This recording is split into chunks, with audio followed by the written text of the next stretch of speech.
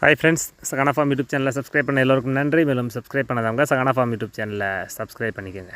நம்ம இன்றைக்கி வந்து பார்த்திங்கன்னா நம்ம தென்னை மரங்களுக்கு வந்து கொள்ளு விதைச்சாச்சு. நம்ம ஏற்கனவே முதல் 2 உழவு வந்து பார்த்திங்கன்னா 9 கலப்பையால் 2 உழவு ஓட்டியிருந்தோம். அப்புறம் அதுக்கப்புறம் கொள்ளை ஃபுல்லாக விதைச்சி விட்டாச்சு.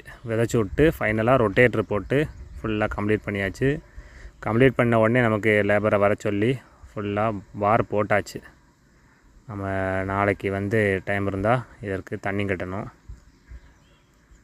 நம்ம இதற்கு பயன்படுத்தின கொள்ளோட அளவு வந்து பார்த்துக்கிட்டிங்கன்னா ஒரு 10 கிலோ அளவுக்கு நம்ம கொள்ளு இதில் விதைச்சிருக்கோம்.